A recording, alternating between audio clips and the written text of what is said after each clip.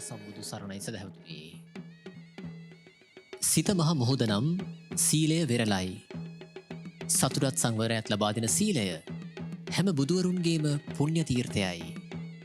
සදහැවතුනි, ඔබ මේ ශ්‍රවණය කිරීමට බලාපොරොත්තු වන ධර්ම දේශනාවත් සීලවන්තව ඔබගේ දිවි මඟ සකසාගෙන සසර ගමන ජය ගන්නට ඔබහට කුසලානිසංසයක්ම වේවායි ප්‍රාර්ථනා කරමින් ඔබ අප කෙරෙහි අනුකම්පාවෙන් බෞද්ධ ආරූප වාහිනියේ මේ පැයට නියමිත දායකත්ව ධර්මදේශනාව සිදු කිරීම සඳහා බෞද්ධ ආරූප වාහිනී මැදිරියට වැඩම කළ පූජ්‍යපාද කෝරළයාගම සරණතිස්ස ගෞරවනීය ස්වාමින් වහන්සේ අපි පළමුවෙන් සාදුනාදදී නමස්කාර පූර්වක පිළිගනිමු. සාදු සාදු සාදු. මෙම ධර්ම දේශනාව සඳහා සදැහැති දායකත්වය ලබා දෙනවා තිස්ස මාවත ගලවිලවත්ත හෝමාගම පදිංචි සුසන්ත ජයවර්ධන මහතා සහ ඉනෝකාගමගේ මහත්මිය. නමෝ තස්ස භගවතු අරහතු සබ්බ ධම්මේසු අප්පටිහත ඥානචාරස්ස දස බලධරස්ස චතුවේ සාරජ්‍ය විසරදස්ස සබ්බ සත්තුත්තමස්ස ධම්මිස්ස රස්ස ධම්මරාජස්ස ධම්මස්සාමිස්ස තථාගතස්ස සබ්බඤුනෝ සම්මා සම්බුද්දස්ස. නමෝ තස්ස භගවතු අරහතු සබ්බ ධම්මේසු අප්පටිහත ඥානචාරස්ස දස බලධරස්ස චතුවේ සාරජ්‍ය විසරදස්ස සබ්බ සත්තුත්තමස්ස ධම්මිස්ස රස්ස ධම්මරාජස්ස ධම්මස්සාමිස්ස තථාගතස්ස සබ්බඤුනෝ සම්මා සම්බුද්දස්ස. නමෝ තස්ස භගවතු අරහතු සබ්බ ධම්මේසු අප්පටිහත ඥානචාරස්ස දස බලධරස්ස චතුවේ සාරජ්‍ය විසරදස්ස සබ්බ සත්තුත්තමස්ස ධම්මිස්ස රස්ස ධම්මරාජස්ස ධම්මස්සාමිස්ස තථාගතස්ස සබ්බඤුනෝ සම්මා සම්බුද්දස්ස. සද්ධර්ම ශ්‍රාවක කාරුණික ගුණගරුක බෞද්ධ පින්නතුනි, බොහෝම ශ්‍රද්ධාවෙන් යුක්තව සියලු දෙනාම සූදානම් වෙන්නේ තිලෝගුරු ශාන්තිනායක සම්මා සම්බුදුරජාණන් වහන්සේ විසින් ලෝක සත්වයන් පිළිබඳව අසීමිත දයාවෙන් කරුණාවෙන් මෛත්‍රියෙන් යුක්තව අවබෝධ කරගෙන දේශනා කොට වදාළ පරම ගම්බීර වූ ශ්‍රී සද්ධර්ම රත්නයෙන් බොහෝම පුංචි කොටසක් දේශනා කරවගෙන ධර්ම ගෞරවයේ පෙරදරි කරගෙන දේශනාගත ධර්මයේ ශ්‍රවණය කරන්නත් එසේ ධර්ම ශ්‍රවණය කිරීමෙන් ලැබෙන අවවාද අනුශාසනා තම තමන්ගේ ජීවිතවලට එකතු කරගෙන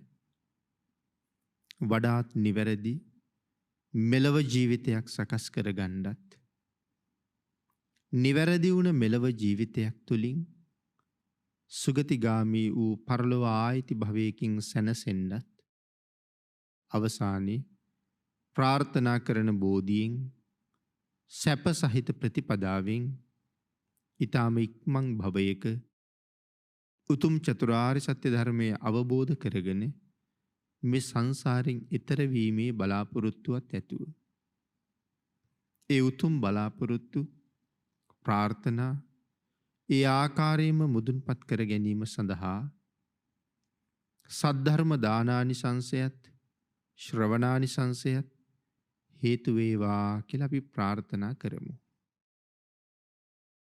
පින්නතුනි අද ධර්මදේශනාවේ මාතෘකාව හැටියට මම යොදා ගන්න කල්පනා කළේ අපේ බුදුරජාණන් වහන්සේ දේශනා කොට වදාළ උතුම් වූ ධම්මපද පාළියේ සඳහන් වන ගාථා රත්නයන් දෙකක්. අපේ භාග්‍යතුන් වහන්සේ මේ ගාථා රත්නයන් දේශනා කොට වදාළේ අග්‍ර උපස්ථායක ආනන්ද මහතෙරුන් වහන්සේගේ ප්‍රශ්නයකට පිළිතුරු සැපයීම සඳහා. න පුප්ප ගන්ධෝ පටිවාතමේති න චන්දනං තගර මල්ලිකාවා සතංච ගන්ධෝ පටිවාතමේති සබ්බාදිසා සප්පුරිසෝ පවාති. මේ පළවෙනි ගාථාව. මේ පළවෙනි ගාථාවේ තේරුම තමයි න පුප්ප ගන්ධෝ පටිවාතමේති.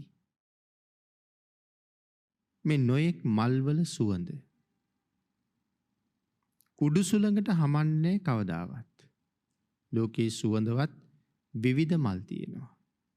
දෑසමන්, බෝලිද්ද, තුවරලා මේ ආදී මල්වල සුවඳ කවදාවත් උඩුසුළඟට හමන්නේ.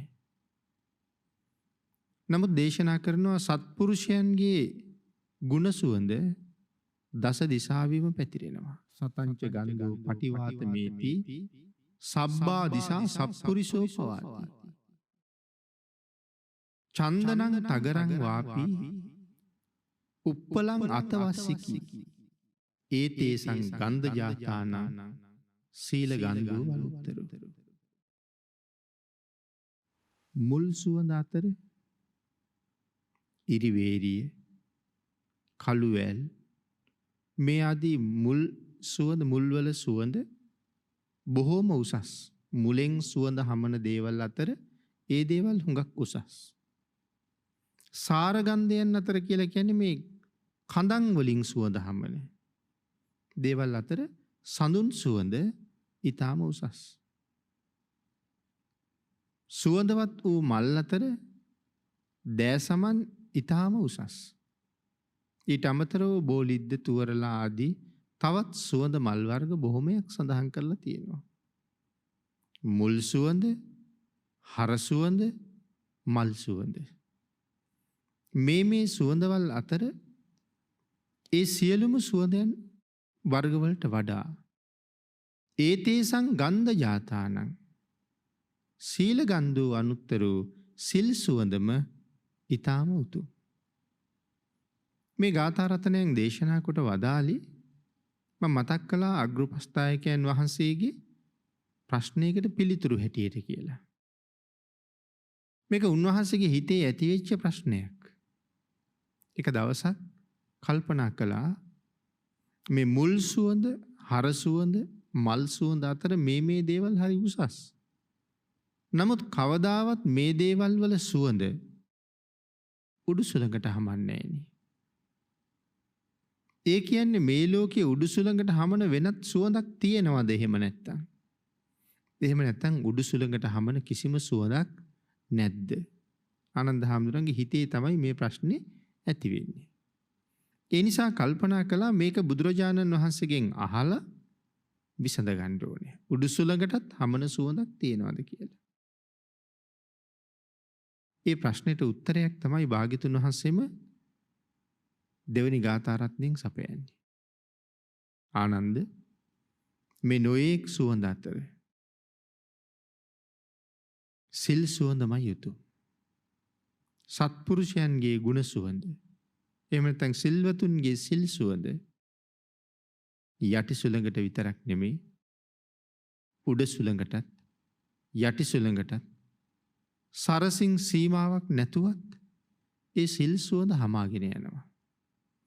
දෙව්ලොව බඹලොව සිසාරා සිල් සුවඳ හමනවා. නමුත් මල් සුවඳ හමන්නේ නැහැ කියන කාරණාව භාග්‍යතුන් වහන්සේ දේශනා කළා. එමනම් මේ සිල් සුවඳ කියලා සඳහන් කරාම මොන සීලයන්ද? සෑම සීලයකටම ප්‍රධානයි පන්සිල්. කිසියම් සීලයක් ගැන කතා කළොත් මුලම තියෙන්නේ පන්සිල්. ඒ හින්දා සියල්ල ප්‍රධානයි පන්සිල්. පන්සිල් වලින් පටන් අරගෙන තවත් බොහෝ සිල් සමාදන් වෙන්න පුළුවන්. අෂ්ටාංග සීලයේ සමාදන් වුණත්, නවාංග උපෝසත සීලයේ සමාදන් වුණත්, දසාංග උපෝසත සීලයේ සමාදන් වුණත්, උපසම්පදා සීලය ගැන කතා කළත්, සාමණේර දස සීලය පිළිබඳව කතා කළත්, මේ හැම සීලයකම මුල තියෙන්නේ පන්සිල්. ඒ නිසා ධර්මයේ දේශනා කළා සෑම කෙනෙකුගේම නිත්‍ය වූ සීලය පන්සිල්. මේ ලෝකේ ඉපදිච්ච සෑම පුද්ගලයෙක් ළඟම තිබිය යුතු සීලය. ඒකට මේ ಜಾති ආගම් කුල ભેද මොකොත් නැහැ. ලෝකේ පහළ වුණ හැම කෙනෙක් තුළම තිබිය යුතු සීලය පන්සිල්. කවුද එහෙම දේශනා කළේ? තිලෝගුරු සම්මා සම්බුදුරජාණන් වහන්සේ. මහා කල්ප අසංඛ්‍ය 4.1 තරම් දීර්ඝ කාලයක් මේ සංසාරේ පාරමිතා පිරුවේ මේ පොඩි පිරිසකට විතරක් ධම් දේශනා කරන්න නම් නෙමෙයි. දෙවියන් බඹුන් මරුන් සහිත මේ විශ්වයේ සියලු දෙනා කෙරෙහිම අනුකම්පාවෙන් ඒ හැම කෙනෙක්ම මේ සංසාර දුකින් එතර කිරීමේ පරම පවිත්‍ර චේතනාව ඇතුව. ඒ නිසා භාග්‍යතුන් වහන්සේ සියලු දෙනාටමයි ධම් දේශනා කළේ. යම් කෙනෙක් බුදුරජාණන් වහන්සේගේ ධර්ම දේශනාව පිළි අරගෙන ඊට කලින් භාග්‍යතුන් වහන්සේ පිළි අරගෙන දේශනාව පිළි අරගෙන කටයුතු කරනවා නම් ඔහු බුදුන් සරණ ගියපු කෙනෙක් බවට පත් වෙනවා. බුදුන් සරණ ගියපු කෙනාට බෞද්ධ කියලා සඳහන් කළා. බුදුරජාණන් වහන්සේ පහළ වෙච්ච කාලේ බෞද්ධ කියලා ජන වර්ගයක් ලෝකෙ හිටියේ නෑනේ. එතකොට කොහොමද බෞද්ධ කියලා පිරිසක් හැදුනේ?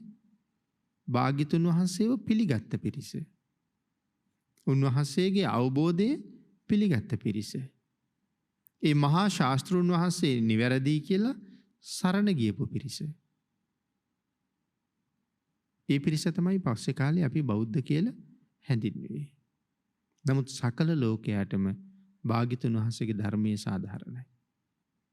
සර්වඥතා ඥාණයෙන් මුළු විශ්ව ධාතුවේම හැබෑ ස්වභාවය, මේ විශ්වයේ ක්‍රියාකාරීත්වය, ඒ සියල්ලම භාග්‍යතුන් වහන්සේ අවබෝධ කළා.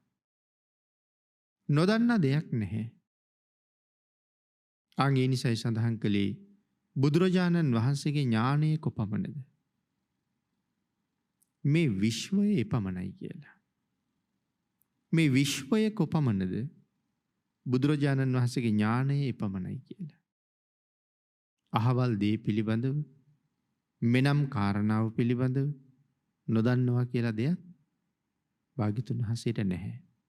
ඒ නිසා ස්වභාව ධර්මයාගේ හැබෑම ස්වභාවය අවබෝධ කරගෙන දේශනා කළ නිසා තමයි සියලුම සත්වයන්ට පන්සිල් ප්‍රධානයි කියලා දේශනා කළේ. ශික්ෂාපද අතර ලෝකවද්‍ය ශික්ෂාපද, ප්‍රඥප්තිවද්‍ය ශික්ෂාපද කියලා කොටස් දෙකක් තියෙනවා. මොනවටද ලෝකවද්‍යයි කියලා කියන්නේ? ස්වභාව ධර්මයේ පවතින නීතිය. කොතන නමුත් නීතියක් උල්ලංඝනය කළොත් දඬුවම් විඳින්න සිද්ධ වෙනවා. ආයතනයක් තුල නීතියක් තියෙනවා. ගෙදරක ක්‍රියාත්මක වෙන ස්වභාවයක් නීති පද්ධතියක් තියෙනවා. තවත් නොයෙක් තැන්වල ඒ ස්ථානවල පැවැත්ම උදෙසා හදාගත්ත නීති පද්ධතියක් තියෙනවා. අපි ජීවත් වෙන ලෝකෙට සාධාරණ නීති පද්ධතියකුත් තියෙනවා. මිනිස් සමාජය තුළ මේ ස්වභාව ධර්මයට සාධාරණ නීති පද්ධතියකුත් ස්වභාව ධර්මයේ තුල තියෙනවා. ආන්ගේ ස්වභාව ධර්මයේ තුල තියෙන නීති පද්ධතිය, ඒවට තමයි මේ ලෝක වද්‍ය ශික්ෂාපද කියලා කියන්නේ. ඒක ලෝකයට අයත්. ඒ නිසා අපිට කවදාවත් මොනම ක්‍රමයකින්වත් ඒවා වෙනස් කරන්න බෑ. නමුත් යමෙක් ඒක උල්ලංඝනය කළොත් ඒ කාන්තෙන් ඔවුන්ට දඬුවම් ලැබෙනවා. ඉතින් පින්නතුනි කාරණාව කියන්නේ බිනිසුරුවෙක් නෑ. වරද කළා නම් ඒ මොහොතේම දඬුවම තීන්දුව වෙලා තියෙනවා. දඬුවම් නියම කරන්න කෙනෙක් නෑ. ස්වභාව ධර්මයෙන්ම ඒක තීන්දුව වෙලා තියෙනවා. ඒක මේ බෞද්ධ පිරිසට විතරයි. එහෙම නැත්නම් තවත් පිරිසකට විතරයි කියලා දෙයක් නැහැ. මේ ලෝකේ ජීවත් වෙනවා නම් ඕනෑම කෙනෙකුට ඒක සාධාරණයි. ඒක මිනිස්සුන්ට විතරක් නෙමෙයි තිරිසන් සත්තුන්ටත් එසේම සාධාරණයි. ඒ නිසායි භාග්‍යතුන් වහන්සේ දේශනා කළේ සියලු දෙනාම හික්මිය යුතු සීලයක් පන්සිල් කියලා. ඒ නිසා නිත්‍ය සීලය. ඒ මත ඉඳගෙන තවත් සිල්පද සමාදන් වෙන්න පුළුවන්. හැබැයි ඒ මත ඉඳගෙන සමාදන් වෙන ඊළඟ ශික්ෂාපද ටික. දැන් 6 වෙනි ශික්ෂාපදයක් සමාදන් වුණොත් විකාල භෝජනේ. 7 වෙනි ශික්ෂාපදයක් සමාදන් වුණොත් නච්ච ගීත වාදිත ආදි වශයෙන්. 8 වෙනි කාරණාවක් සමාදන් වුණොත් උච්චාය සයන මහා සයන ආදි වශයෙන් අපි ඉදිරියට සමාදන් වෙන සීලයන් තියෙනවා. මේ 6 වෙනි ශික්ෂාපදයේ ඉඳලා ඉදිරියට තියෙන ශික්ෂාපද ඒවට කියන්නේ ප්‍රඥප්ති වද්‍යයි කියලා. ඒ කියන්නේ භාග්‍යවතුන් වහන්සේ විසින් පනවන ලද සිල්පද. එතකොට මූලික පහට කියන්නේ ලෝකවද්‍ය, එතනින් එහාට තියෙන ශික්ෂාපද ප්‍රඥප්ති වද්‍ය. එතකොට ඇයි භාග්‍යතුන් වහන්සේ මේ වාගේ ප්‍රඥප්තියින් පනවලා තියෙන්නේ? සියලු දෙනාම අටසිල් ආරක්ෂා කළ යුතුයමද? සියලු දෙනාම දසසිල් ආරක්ෂා කළ යුතුයමද? එහෙම කාරණාවක් නැහැ. මේ සංසාරෙන් එතර වෙන්න බලාපොරොත්තු වෙනවා නම්, ඒ උතුම් නිවන ලබන්න බලාපොරොත්තු වෙනවා නම් පන්සිල් වලින් ඉහළට තියෙන ශික්ෂාපද සමාදන් වෙන එක වටිනවා. මොකද ඒ උතුම් නිවන් මාර්ගයේ සැනසෙන්න භාග්‍යතුන් වහන්සේ අපිට දේශනා කළේම තණ්හාවෙන් අයින් වෙන්න කියලා. තණ්හාව නැති කරපු තැන, තෘෂ්ණාවෙන් මිදුන තැන ලොකු සහනයක් තියෙනවා. තණ්හාව තියෙනකන් තණ්හාය ජායති සෝකෝ. අපිට කොයි තරම් දුක ඇති වෙනවද මේ ලෝකේ ජීවත් වෙනකොට? කරුණු කීයක් නිසා? දරුවෝ නිසා, ඉඩකඩම් නිසා, වෙනත් දේපොළ නිසා, රං රිදී මුතු මැණික් නිසා, යාළුවෝ මිත්‍රයෝ නිසා, නෑදෑයෝ නිසා, Tamanට ඇති වෙන ලෙඩ දුක් නිසා මේ දුක ශෝකය ඇති වෙන කාරණා නිමක් නැති තරම්. එතකොට මොකක් නිසාද මේ දුක ශෝකය ඇති වෙන්නේ? තණ්හාය ජායති ශෝකෝ. තණ්හාව නිසා ශෝකය උපදිනවා. තණ්හාය ජායති භයං. තණ්හාව නිසා බය ඇති වෙනවා. නමුත් තණ්හාය විප්පමුත්තස්ස. යමෙක් තණ්හාව නැති කළා නම් නත්ති ශෝකෝ, ඒ පුජ්‍යලයට ශෝකයක් නැහැ.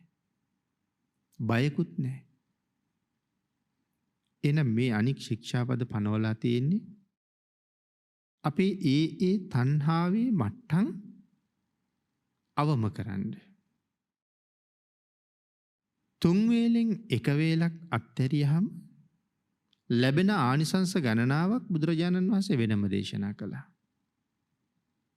එතකොට මේ 3 රාත්‍රියට ආහාර උවමනාමයි කියලා කාරණාවක් තියෙනවනම් ඒක අපි තුල තියෙන තණ්හාවක් පමණයි. එහෙම නැත්තම් 1 වේලකුත් ප්‍රමාණවත්. 2 වේලත් හොඳටම ප්‍රමාණවත්. 3 වේලකුත් අනුභව කරන්න පුළුවන්. නමුත් ඒක අත්හරින්න පුළුවන් නම් ඒ 3 වෙනි ආහාර වේල පිළිබඳව තියෙන තණ්හාවෙන් අපි මිදෙනවා. නිකන් හිතලා බලන්න, ඒ ආහාර වේලක් අත්හරින්න පුළුවන් නම් මොනතරම් සහනයක් තියෙනවද කියලා. හැන්දෑවට උයන්න තියෙන කරදරේ නැතුව යනවා. ඒ සඳහා බඩු මුට්ටු සපයන්න තියෙන කරදරේ නැති වෙනවා. ඒ සඳහා වෙන් කරන්න තියෙන කාලය ඉතුරු වෙනවා. ආහාර නොගත්තහම තියෙන පුදුම සැපයක්. ඒ සැපය භුක්ති විඳින්න පුළුවන්කම තියෙනවා. ටිකක් හිතලා බලන්නකෝ. රාත්‍රී ආහාරය කියන ප්‍රශ්නය හිතින් අතෑරියහම මොන සහනයක් ජීවිතේට තියෙනවද කියලා. නැත්තම් හවස 4-5 ඉඳලා අය පැය ගාණක් ඒකට සූදානම් වෙන්න ඕනේ. එතකොට මේ නැටුම් බලන්න, ගීත අහන්න, ගීත ගයන්න මේ හැම කාරණාවක් තුළම තියෙන තණ්හාවක් පමණයි. නිවන් දකින්න කැමති නම් ඒ කාරණා ටික අත්හැරියොත් ආන් ඒ නටන ගයන වයන කාරණා සම්බන්ධයෙන් තියෙන තණ්හාව අත්හැරිය වෙනවා. හැබැයි ඉතින් ඔක අත්හැරීම දැන් අපි අර පොය දවසට සිල් සමාදන් වෙච්චාම සිල් ගත්ත නිසා අද ගීත අහන්නේ නැහැ. සිල් ගත්ත නිසා අද ගීත කියන්නේ නැහැ. හැබැයි සිල් පවාරණය කරලා ගිහිල්ලා හෙට ආපහු ගීත අහනවා. ඉතින් ඒක ලොකු තණ්හාව ෂේ කිරීමක් නෙමෙයි. ඉතින් අද එපා නම් ඉදිරියටත් විශේෂයක් නැති තැනට පත් කරගත්තාම එතනක් තියෙන පුදුම සහනයක්. එහෙම නැත්නම් අත්හැරීමක් නැහැනේ. සිල් ගත්ත නිසයි අද අහන්නේ නැත්තේ. ඉතින් අද අටසිල් වල නැත්තම් මම සින්දු අහනවා. මම ගීත අහනවා. ඉතින් එතකොට අත්හැරීමක් නැහැනේ. නමුත් ප්‍රගුණ කරන්න ඕනේ ඒක අත්හැරලම දාන්න. ඒ හින්දා පන්සිල් වලින් උඩට තියෙන හැම කාරණාවක්ම භාග්‍යතුන් වහන්සේ දේශනා කළේ අපේ තණ්හාව අඩු කරන්න, අත්හැරීම දියුණු කරවන්න. ඒක කෙනෙක් කළේ නැහැ කියලා වෙනම වරදක් කියලා දේශනා කළෙත් නැහැ. සසර දැනගෙන, සසර බය දැනගෙන මේ භයානක සංසාරයෙන් එතර වෙන්න ඕනේ කියලා යමෙකුට අදහසක් තියෙනවා නම් මේ උතුම් සීලයන්ට අනුගත වෙන්න. හැබැයි පන්සිල් පිළිබඳව සඳහන් කරනකොට ඒක අනිවාර්ය කරලා තියෙනවා. මොකද යමෙක් ඒ සිල් උල්ලංඝනය කළොත් ඒකාන්තයෙන් නිරයගාමී වෙලා දුක් විඳින මට්ටමට පත් වෙනවා කියලා දේශනාවේ සඳහන් කළා. ලෝකයට අයත් ශික්ෂාපද. සත්වයා මේ සංසාරේ මේ තරම් දුක් විඳින්නේ මොන හේතුව නිසාද? ඔවුන් දන්නේ නැහැ මේ විශ්වය තුල මෙහෙම නීතියක් තියෙනවා කියලා. නොදන්නාකම නිසා දැඩිසේ ඒ නීතිය උල්ලංඝනය කරනවා. ඉතින් අපිට ලෝකේ කතා කරලා, ගස්කොලන් කතා කරලා, මහ පොළොව කතා කරලා කියන්නේ නැහැනේ මේ සිල්පද කඩන්න එපා කියලා. ඒක ස්වභාවය තුල පවතිනවා. උල්ලංඝනය කරන්නන්ට දඬුවම් ලැබෙනවා. කල්ප කාලාන්තරයක් ඇවෑමෙන් ලෞතුරා බුදුවරු ලෝකේ පහළ වෙලා මේ කාරණාව අපිට කියලා දෙනවා. උන්වහන්සේලා දේශනා කරාම අවුරුදු දහස් ගණන්, සමහරලාට අවුරුදු ලක්ෂ ගණන් ඒ දේශනාව දීර්ඝ කාලයක් පවතිනවා. ඒ පවතින කාලය තුල මිනිස්සු දන්නවා මේ ශික්ෂාපද උල්ලංඝනය කිරීම නිරයට යන්න හේතුවක්. නමුත් ආයේ කාලයක් යනකොට බුද්ධාන්තරේ ඉවර වෙලා, භාග්‍යතුන් වහන්සේගේ දේශනාව පවතින කාලය ඉවර වෙලා මේ ස්වභාවයේ සත්‍ය කාලයේ වැලි තලාවෙන් වැහිලා යනවා. නැවතත් කවදා හරි බුදු කෙනෙක් පහළ වෙලා මේක ඉස්මතු කරනවා. සසර බොහෝ පින් කරලා ප්‍රාර්ථනා කළ අයට අබුද්ධෝත්පාද කාලෙත් ඒ කාරණාව වැටහෙනවා. එහෙම නැත්තම් දන්නේ නැහැ. ඒ නිසා සතුටු වෙන්න ඕනේ බුද්ධාන්තරයක ලැබිච්ච මනුස්ස ජීවිතයක් කොයිතරම්නම් ශ්‍රේෂ්ඨද. මේ උතුම් පංචශීලයේ මත යම් කෙනෙක් මූලික හික්මීම ලබනවා නම් කොයිතරම් සහනයක් ලැබෙනවද? අර සතුල්ලකායික දෙවිවරු පිළිබඳව ප්‍රකාශයේ මේ ප්‍රකාශය හරිම වටිනවා. ඒ සීලය ආරක්ෂා කිරීම කොච්චර වටිනවද කියලා කියන්නේ. සත්පුරුෂ ධර්මය වූ පංචශීලය මනාව දැනගෙන යමෙක් පිළිපදිනවා නම් ආන් එවන් පුද්ගලයන්ට ප්‍රඥාව ලැබෙනවා කියලා සඳහන් කරනවා. එතකොට පන්සිල් ආරක්ෂා කරනවා කියලා කියන්නේ සත්පුරුෂ ධර්මය. ආන්ගේ සත්පුරුෂ ධර්මය ආරක්ෂා කරන්නන්ට ප්‍රඥාව ලැබෙනවා. අන්‍යයන්ට නැති ප්‍රඥාවක් ඒ අයට ලැබෙනවා. ප්‍රඥාවත් එක්ක ශ්‍රද්ධාවත් ලැබෙනවා. දැන් මෙහෙම හිතන්නකෝ මේ කාරණාව අපිට හොඳට ප්‍රත්‍යක්ෂ වෙන තැන. බුදුන් වඳින්න ගියහම සමහර කෙනෙක් විනාඩි 5කින් වන්දනාව ඉවර කරනවා. තව කෙනෙක් විනාඩි 10ක් විතර වඳිනවා. තවත් කෙනෙක් විනාඩි 15ක් විතර වඳිනවා. සිල්වත් කෙනෙක් පැයක් විතර වඳිනවා.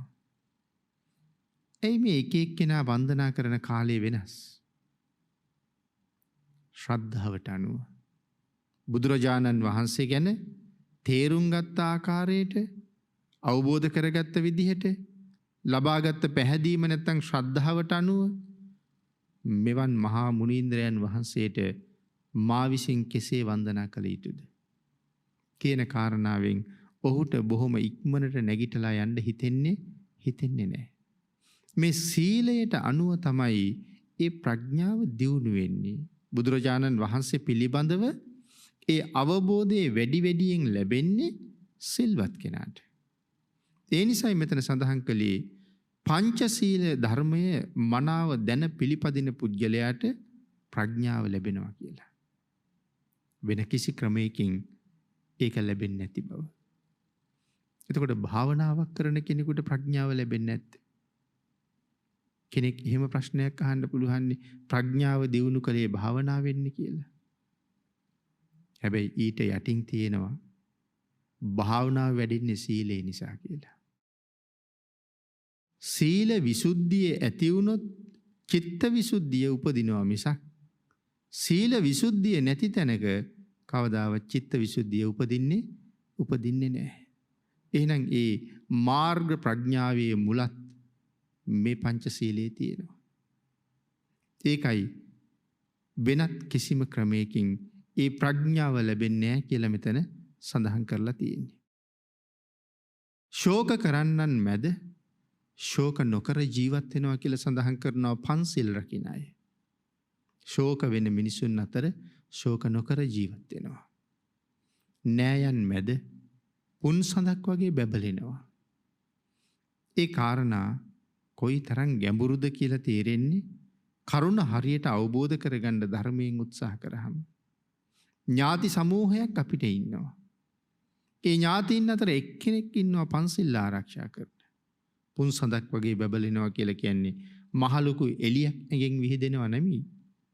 නමුත් මේ ඥාතීන් මේ සිල් ආරක්ෂා කරන පුද්ගලයාට යම් උපකාරයක් කරනවා නම් ඒ උපකාර කරන අයට මොන තරම්නම් ලාභයක් තියෙනවද?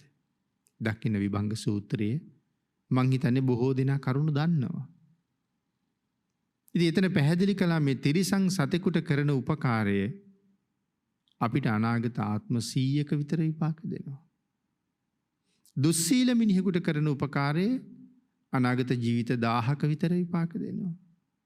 පෘතජ්ජන සීලවන්තයෙකුට කරන උපකාරය අනාගත ජීවිත ලක්ෂයක විතර අපිට පිහිට වෙනවා. අභිඥාලාභී තවුසෙකුට අහසින් යන බාහිර තවුසෙකුට උපකාර කළොත් අනාගත ජීවිත කෝටි ලක්ෂයක විතර සහනයක් අපිට ලැබෙනවා. හැබැයි තෙරුවන් සරණ ගියපු කෙනෙකුට උපකාරයක් කළොත් අනාගත ජීවිත අසංකේයයක් අපිට සසර මඟ පිහිට ලැබෙනවා.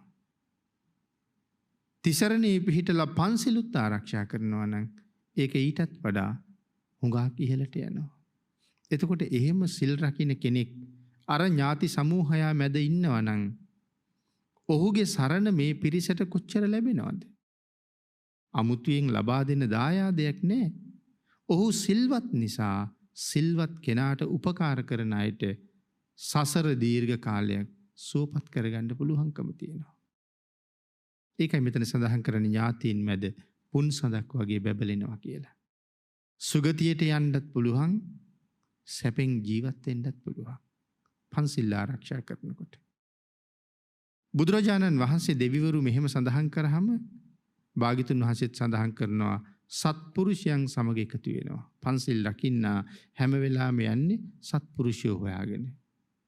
තමන් උතුම් සීලයක් ආරක්ෂා කරනකොට දුස්සීලයන් ආශ්‍රය කරන්න ඇති වෙන්නේ පිළිකුලක්. එහෙනම් නිකම්ම දුස්සීලයන්ගෙන් මග හැරෙනවා.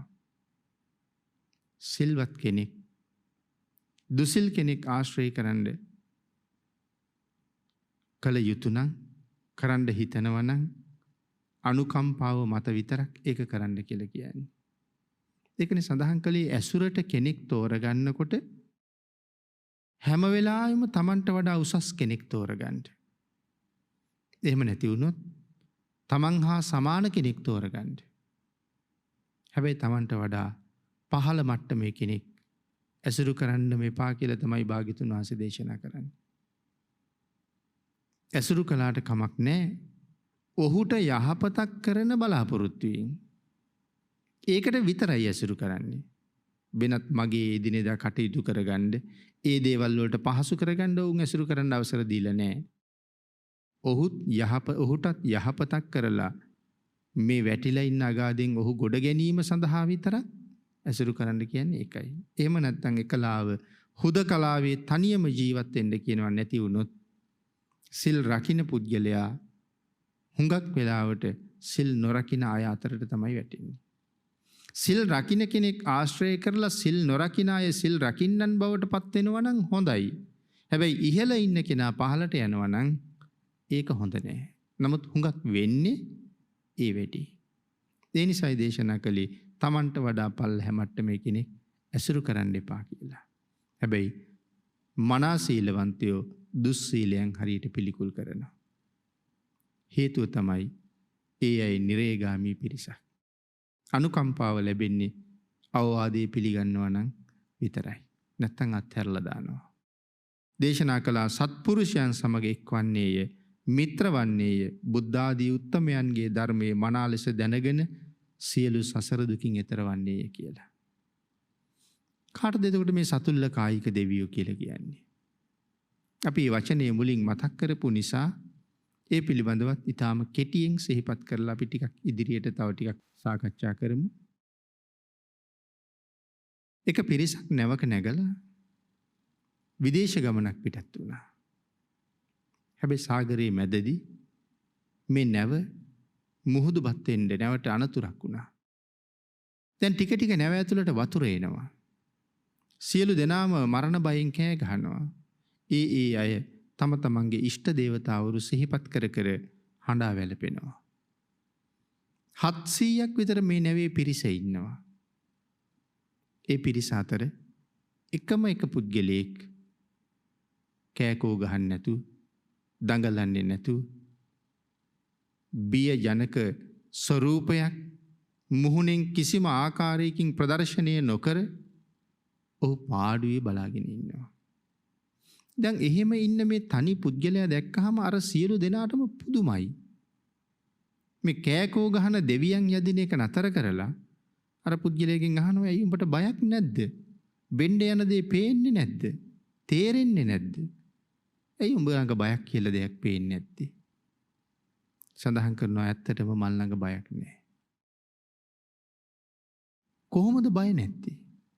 ඇයි බය නැත්තේ? මැරෙන්න බය නැද්ද? ඔහු සඳහන් කරනවා නැහැ.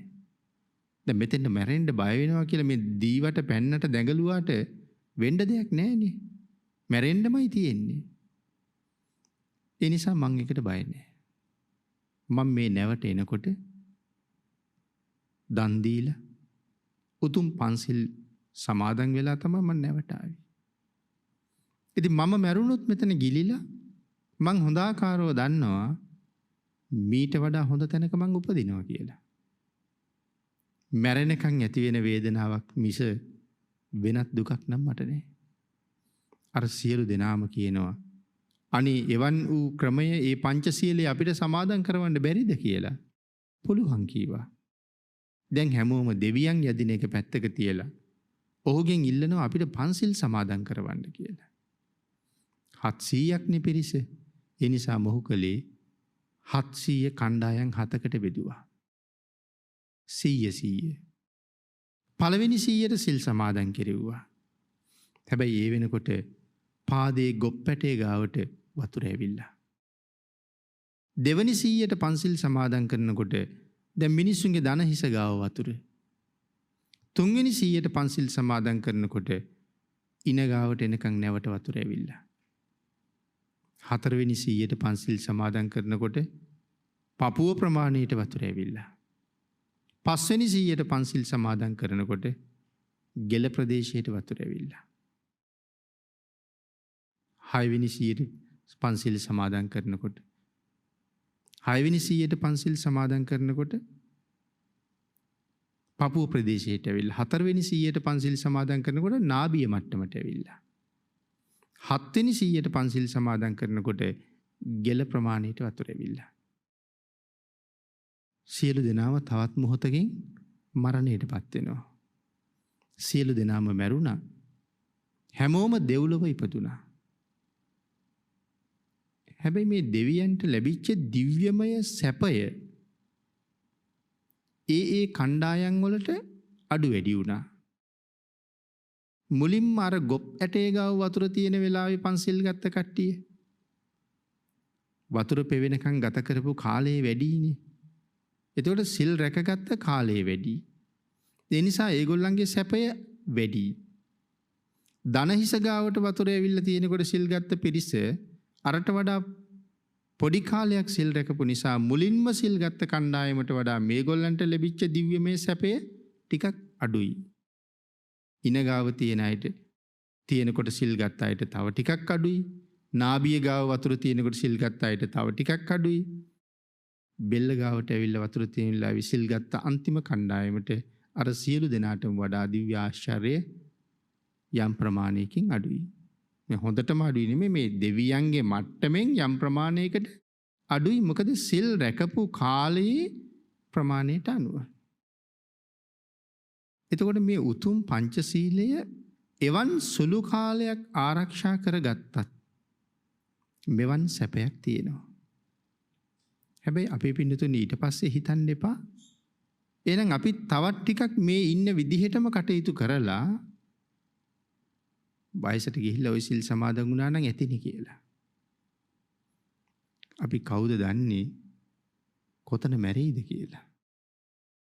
හදිසියෙම පපුවේ අමාරුවේ හැදෙන්න පුළුවන්. හදිසියෙම හෘද වස්තුවේ ප්‍රශ්නයක් එන්න පුළුවන්.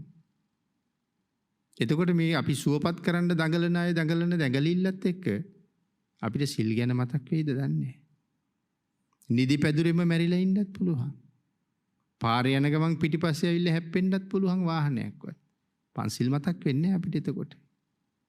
අනිත් එක වැඩි කාලයක් ආරක්ෂා කරන සීලය තුල වැඩි කාලයක සුවයක් ලැබෙනවා.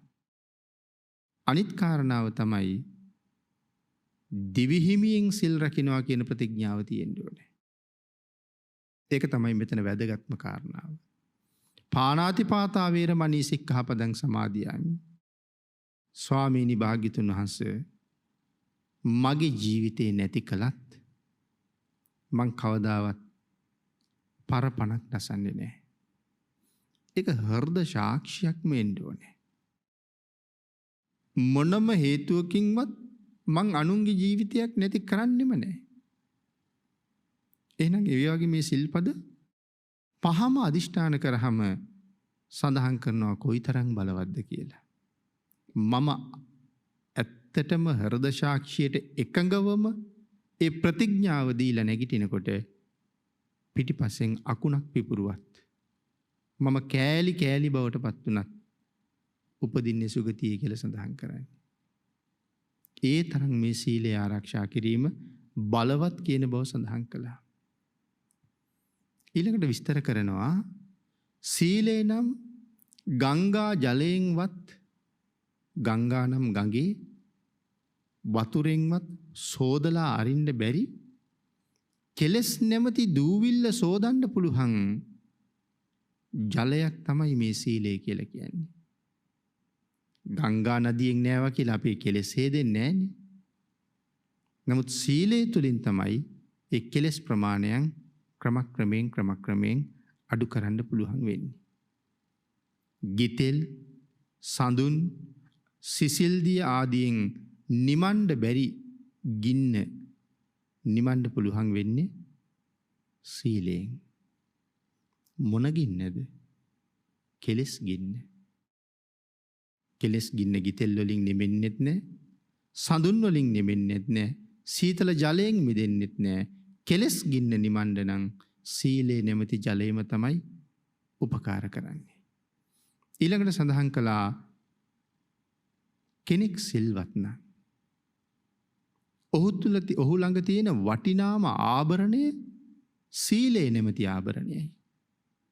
අපි පළඳින රන් රිදී මුතු මැණික් ආදී සියලුම ආභරණ පරාදයි සීලය නැමැති ආභරණයට. සීලය නැමැති ආභරණයට මිලක් නැහැ. අනික් හැම දෙයකටම මේ ලෝකේ මිලක් තියෙනවා. ඒ නිසා සියලු ආභරණ මේ ආභරණයට දෙවනි කියලා සඳහන් කරනවා. සීලය කියලා කියන්නේ දෙව්ලොවට නගින්න පුළුවන් පිය ගැට පෙළක්. දෙව්ලොවට යන්න පුළුවන් සෝපානය. සිල් ඇතිනම් හීන ಜಾති ඇත්තන් පවා රජුන්ගෙන් පවා වැඳුම් ලබනවා. ජාතියෙන් හීනයි, ගෝත්‍රයෙන් හීනයි. නමුත් සිල්වත් නිසා රජුන්ගෙන් පවා වැඳුම් ලබනවා. හොඳම උදාහරණය සුනීත. සුනීත කියන්නේ කසල සෝදකයෙක්. බුදුරජාණන් වහන්සේ අනුකම්පා කරලා සුනීතව පැවිදි කළා. සමාජි කවුරුවත් සලකපු නැති පිරිසක්නේ. නමුත් භාග්‍යතුන් වහන්සේ අනුකම්පා කළා. ටික කාලයක් භික්ෂූන් වහන්සේලා ඇසුරේ ශාසන ප්‍රතිපදාව ඉගෙන ගත්ත සුනීත භික්ෂුව කර්මස්ථාන ඉල්ලගෙන වනාන්තරගත වුණා. උන්වහන්සේ විවේකීව වනාන්තරයේ වැඩ ඉඳගෙන භාවනා වැටුවා. එක දවසක් රාත්‍රී සව් කෙලෙස් නැසලා රහත් වෙන්න උන්වහන්සේට වාසනාව ලැබුණා. උන්වහන්සේ රහත් වෙනකන් බලාගෙන හිටපු මහා බ්‍රහ්මයා මුළු අනාන්තරයේම ඒකාලෝක කරගෙන සුනීතයන් වහන්සේ ළඟට ඇවිල්ලා දන බිම තියලා දෝත නලල මත තියලා සුනීතයන් වහන්සේ ළඟ වැඳගෙන සඳහන් කරන පුරුෂ අජානීයයන් වහන්සේ ඔබ වහන්සේට මාගේ නමස්කාරය කියලා. මනුස්ස ලෝකේ කාගේවත් සැලකිල්ලක් නැතුව අතපවරා දාපු වගේ පිරිසක් වගේ හිටපු සුනීතයන් සම්මා සම්බුද්ධ ශාසනයේ මේ උතුම් සිල් ගුණ ප්‍රගුණ කරලා නිවනින් නිමෙන්න සසර දිනන්න කටයුතු කරගත්ත වෙලාවේ මහ බ්‍රහ්මයාත් ඇවිල්ලා දන ගහලා වැන්දා. පුරුෂ අජානීයයන් වහන්සේ. කාටද මේ අජානීය කියලා කියන්නේ? කාටවත් බය නැති අය. අජානීය කියන්නේ ඒකයි. කාටවත් බය නැහැ. අජානීයෝ කොච්චර ඉන්නවද ලෝකේ? අපි සාමාන්‍යයෙන් අජානීය අස්සයෝ ගැන කතා කරනවා. ධර්මයේ සඳහන් කරනවා අජානීය සිංහ, අජානීය හත්ති, අජානීය අශ්ව, අජානීය වෘෂභ, අජානීය පුරුෂ. පුරුෂයොත් ඉන්නවා අජානීය. අජානීය පුරුෂයෝ ලෝකෙ කොහෙද ඉපදෙන්නේ? මුලින්ම සඳහන් කළා අජානීය පුරුෂයන් කපිලවස්තුවේ උපදිනවා කියලා. කපිලවස්තුවේ උපදින අය හරිම ශක්ති සම්පන්නයි. මොකද ඒ නගරයේ පිහිටවල තියෙන එහෙම තැනක. මුලින්ම නගරය හදාගන්න යනකොට රාජකුමාරවරු කපිල ඍෂිවරයා තමයි කතා කරලා කියන්නේ නගරයක් හදන්න යනවා නම් මෙතන තමයි හොඳම තැන. මෙතන මැඩියෙක් ඉපදුනොත් නාගයෙකුට බය නැති මැඩියෙක් උපදින්නේ. මෙතන මුවෙක් ඉපදුනොත් කොටියෙකුට සිංහයෙකුට බය නැති මුවෙක් උපදින්නේ. ඔබලගේ නගරේ මෙතන හදාගන්න මෙතන උපදින අය මේ ලෝකේ කාටවත් බය නැති අය උපදින්නේ. අජානීයයන් උපදින්නේ කපිලවස්තුවේ කිව්වේ එකයි. මහා සමය සූත්‍ර අට කතාවේ පිළිබඳව හුඟක් විස්තර තියෙනවා. ඊළඟට අජානීයෝ ඉපදෙන තවත් රටක් තියෙනවා. ඒ තමයි ඔබේ මගේ මේ පින්බිම. අපේ රටේ හිටපු දසමහයෝධයොත් අජානීය පුරුෂයන් බව සඳහන් කරනවා. අපේ ශාසනයේ 80 මහ ශ්‍රාවකයන් වහන්සේලා සියලු දෙනාමත් අජානීයයි, කාටවත් බය නැති අය. අනිත් අය බය නැත්තේ තමන්ගේ ශක්තිය පිළිබඳව ඒගොල්ලන්ට තියෙන මාන්නය නිසා. අපි ඒකට කියනවා සක්කාය දිට්ඨිය. තමන්ගේ ශක්තිය පිළිබඳව තමන්ට තියෙන මාන්නය. එතකොට රහතන් වහන්සේ බය නැත්තේ රහතන් වහන්සේටත් මානයක් තියෙන නිසාද? රහතන් වහන්සේට මේ කය පිළිබඳව තෘෂ්ණාවක් නැති නිසා උන්වහන්සේට බයක් නැහැ. මුලින් කියපු කාරණාවමයි තණ්හාය ජායති සෝකෝ තණ්හාය ජායති භයං. කය පිළිබඳව අල්ප මාත්‍ර තණ්හාවක් රහතන් වහන්සේට නැති නිසා උන්වහන්සේට ජීවිත බයක් නැහැ. ඒ නිසා උන්වහන්සේත් අජානීයයි. ඊට අමතරව අනාගාමින් වහන්සේත් අජානීයන්ගේ ගණයට සිහිපත් කරනවා.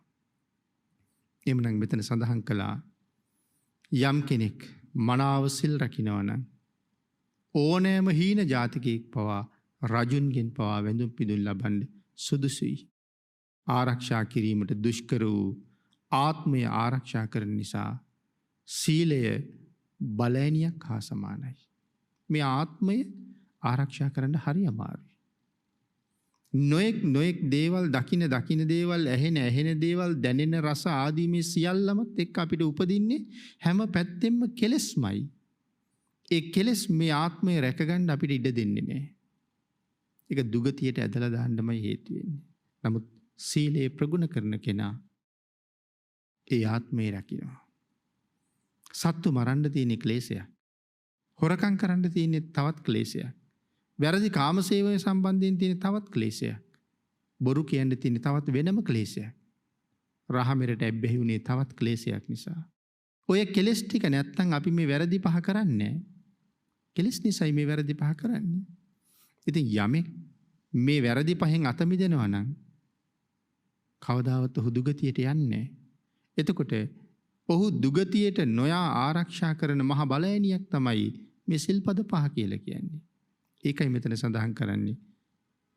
ඔවුන් ආරක්ෂා කරන මහ බලෑනියක් මේ සීලය. එවන් උතුම් සිල් යම් කෙනෙක් ළඟ තියෙනවා නම් ආන් ඒ සීලවන්තයාගේ සුවඳ දෙව්ලොව බඹලොව සිසාරා පැතිරිලා යනවා උඩින්. හරහින් සීමාවක් නැතුව පැතිරෙනවා. උඩට යටට හරහට හැම තැනම පැතිරෙන උතුම්ම සුවඳ සිල් සුවඳයි කියලා ආනන්දයන් වහන්සේට භාග්‍යතුන් වහන්සේ පිළිතුරු ලබලා දුන්නා. සිල් රකින්න පුළුවන් ශ්‍රේෂ්ඨ මිනිහෙකුට විතරයි. එමනම් සිල් රැක ගන්න පුළුවන් සම්මා දිට්ඨික මනුස්ස ජීවිත අපිට හම්බ වෙලා තියෙන වෙලාවේ තවත් මොකට උතුම් සීලයට කීකරු නොවි අපි මෙහෙම ජීවත් වෙනවද කියන ප්‍රශ්නේ අපි අපෙන්ම අහලා අපි පිළිබඳව ලැජ්ජාවක් උපදවාගෙන බුද්ධාන්තරයක පමණමයි සිල් රකින්න භාග්‍ය ලැබෙන්නේ. අබුද්ධෝත්පාද කාලවලත් පුණ්‍යවන්තයෝ ඒ භාග්‍ය ලබා ගන්නවා. මේ ජීවිතවල පින්කම් කරලා ප්‍රාර්ථනා කරලා තියෙන එක වටිනවා. අබුද්ධෝත්පාද කාලයක ඉපදුනත් එදාටත් තිසරණය පන්සිල් ඉබේම වැටහෙන්න කියලා. ආන් එහෙම ප්‍රාර්ථනා තුළින් අපිට බුදු කෙනෙක් නැති කාලෙකත් සිල් ගුණ මත පිහිටලා සතර අපායෙන් බේරෙන්න අවස්ථාව ලැබෙනවා. ඒ අවස්ථාව උදා කරගන්න මේ ජීවිතයේ මනාව සිල් මත දියුණු කරන්න උසස් තත්වයට පමුණවන්න තුනුරුවන්ගේ ආශිර්වාදයෙන් ශක්තිය ධෛර්යය භාග්‍ය වාසනාව සියලු දෙනාටම නොඅඩුව ලැබේවා කියලා ආශිර්වාද කරනවා.